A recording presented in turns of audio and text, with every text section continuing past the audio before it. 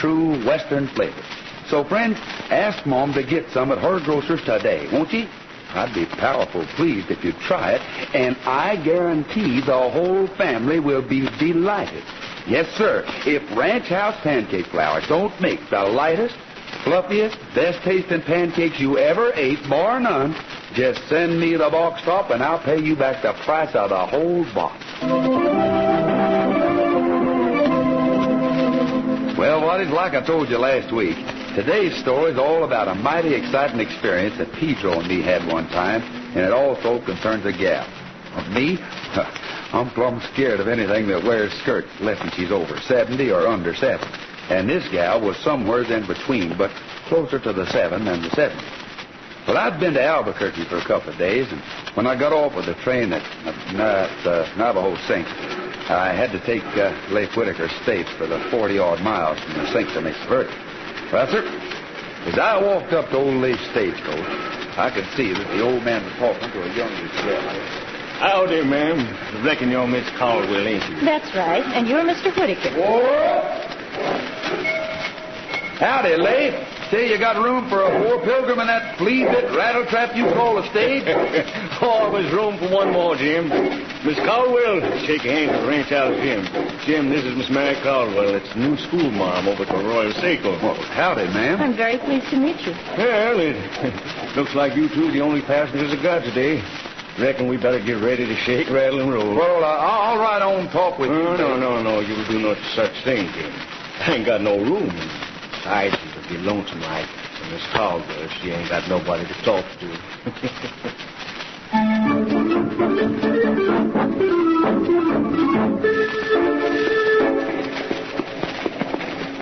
You live on a ranch? Yes, sir. Is it a big ranch? No.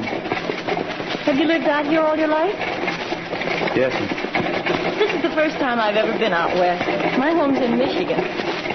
Have you ever been in Michigan? No. I've read so many books and seen so many movies about the West. You're the first cowboy I've ever really known. Yes. Whoa, Nellie. Whoa there, boy. All right, get your hands high, driver, and keep them high. Whoever's inside, get out. Don't start nothing foolish. It's a hold-up. What shall we do? Like the man says, he's got the gun.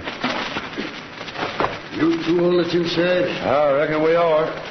Where you carrying your wallet? Out here. Keep your hands up. I'll get it. Lady, I'll trouble you for that purse. Yes, sir. That's a right pretty watch you're wearing. Oh, it's not worth anything. It was my grandmother's. Please don't take it. Shut up. I got 3 men covering you from the river out yonder. So don't get no notions about using that Winchester up there in the seat. You got orders to keep you covered no matter age. Adios, amigos. Who just got it? Get it back. Aren't you going to do something? Ain't much we can do, ma'am. Leastways, not for a little bit. Maybe he's lying about them men of his'n, and then again, maybe he ain't. You just stood there and let him take your money and my handbag and watch. I thought Western men were brave, but you're nothing but a coward. I wish I were a man. Miss Caldwell, if you was a man, right now you'd be dead. And that gent with the black mask wasn't talking just to hear himself make conversation.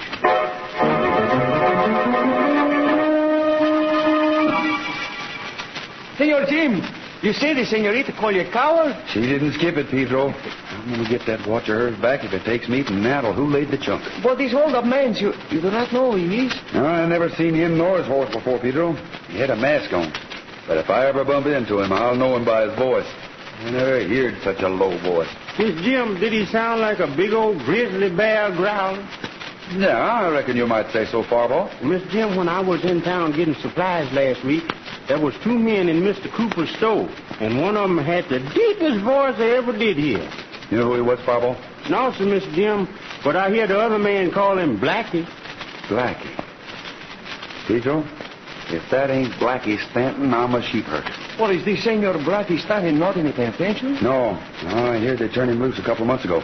Probably back over in Placerville. That's his old hangout. Why do you not tell the sheriff? I'd be wasting my breath. Sheriff over at Placerville's as crooked as a dog's hind leg. Wouldn't surprise me none if Blackie whacks up with him. So, Jim, there's only one thing for you and me to do. Yeah, I was figuring on you saying that, Pedro. He's probably got a gang with him. When Senor Ranchal, Jim, and Pedro are together, are they two, not a gang?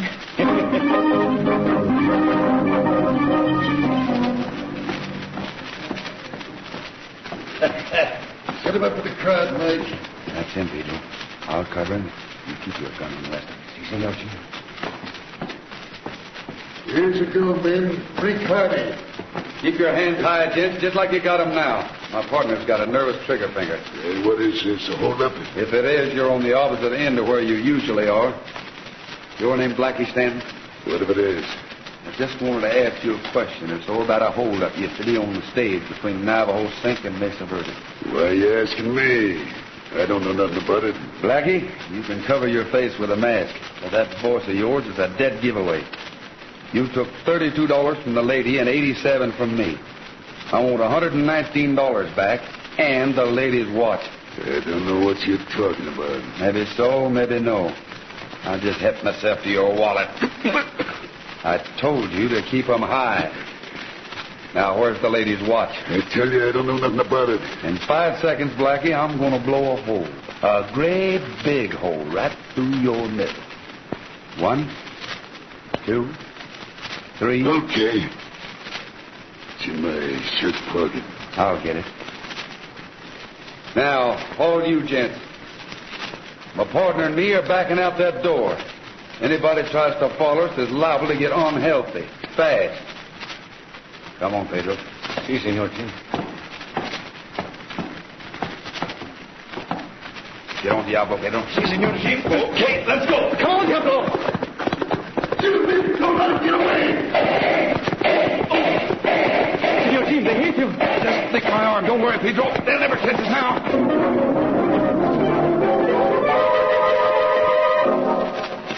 Mr. Jim, is you sure you're going to be all right? Shucks, Fireball. That bullet didn't do no more than scratch the hide. You got it straight now, like I told you?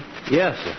I is to take this box to Miss Mary Caldwell at the Oreo Seco School. That's right. Now, what did I tell you to tell her? You told me to tell her a gentleman asked me to bring it to her. And I ain't supposed to tell her that the gentleman is you, Mr. Jim. Yeah, and you make sure you don't tell her neither. She don't know you, and she don't know you work out here at the Lazy J.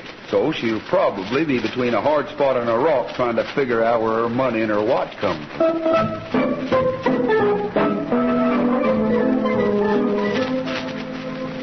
Excuse me, please, ma'am. Is you... Wait, let me see what it says on the tape. Oh. Is you Miss Mary Caldwell? Yes, that's my name. Thank you, ma'am. Mr. Jim, a gentleman asked me to give this to you. To me? Yes, ma'am. Why, it's $32, the amount I lost when we were held up. Yes, ma'am. And my watch. Yes. Who was this gentleman who asked you to bring me this? He was just a gentleman. Was his name Ranch House Jim? Oh, Lord, he's going to skin me alive for this. But my mama back in Alabama told me not to never tell no fibs, not even little ones. Yes, ma'am, it was Mr. Jim. Well, do you know where and how he got this money and my watch? Yes, sir. He figured out that hold-up man was Mr. Blackie Stanton. So Mr. Jim, he just walked in on Mr. Blackie and his gang, and he had to shoot about 25 of them. Merciful heavens, did he kill them? No, ma'am, he just fatally wounded them. So he said to Mr. Blackie, "Listen, you want the same as I give about 25 of your men, just hand me over the money and that watch you stole from Miss Mary Caldwell." Ain't you feeling good, Miss Mary? I called him a coward. Yes, sir. Excuse me for saying so, but that was where you stubbed your toe. Because Miss Jim wasn't scared, not even when that bullet hit him. You mean he was wounded? Yes, ma'am. Old bullet busted up his arm, but he ain't going to die. But he might have been killed. And he did it for me. I'll never forgive myself for saying what I did. Oh, don't you fret none about that, Miss Mary. As soon as the afternoon session's over, I'm going out to his ranch. I'm going to tell him how sorry I am. I'm going to kiss him.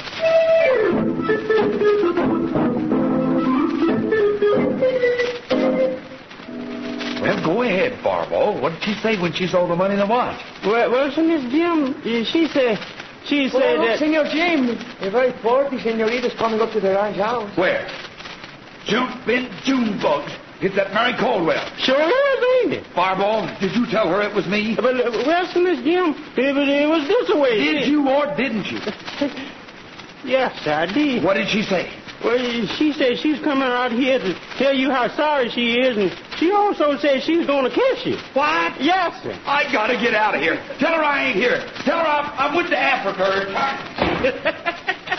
Oh, that's Senor Jim. I will go, Fireball. Buenas tardes, señorita. I am Pedro. Will you please come in? Thank you. I wanted to see Ranch House Jim. Oh, que triste. How sad I am to be forced to say the good Senor Jim is not here. Oh. Do you know when he will be here? He said he He will not say, señorita. I see. Oh, would you give him a message for me? Oh, con mucho gusto, with much pleasure. Please tell him for me. Please tell him that Mary Caldwell thinks he's the bravest man who ever lived. Thank you and goodbye. Adios, señorita. Hey,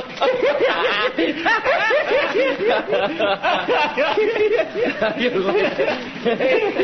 left Is she gone yet? Si, señorita. She has gone. The coast is clear. Well, what in the cat hair have you fellas found that's so funny? The señorita have asked me to tell you she thinks that you are the most brave man in the world. Would she say that if she see you running away from a petticoat?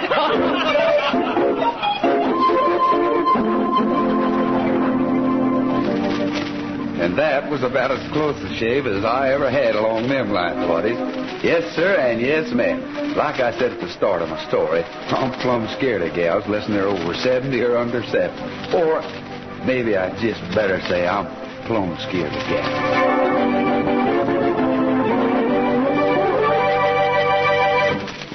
Well, pal, I guess you can see why they call this the Wild and the Woolly West, where men are men. Yes, and being a real he-man calls for real he-man food, like those energy-giving, muscle-building pancakes made with new and different ranch house pancake flour. Now, us cowboys have them every morning for breakfast, and often for lunch and supper, too.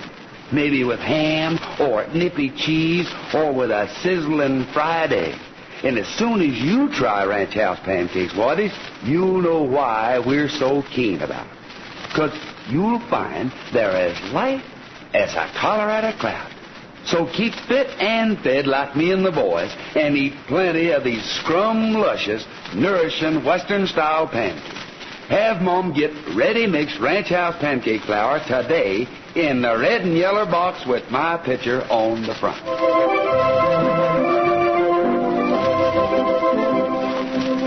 Well, next week, Waddies, I'm going to tell you about a time when I played like I was cute. That sounds funny, don't it? But it's a funny story, and I'm satisfied that you'll like it. And say, be sure to tell your moms to listen to old Ranch House Jim every Tuesday and Thursday.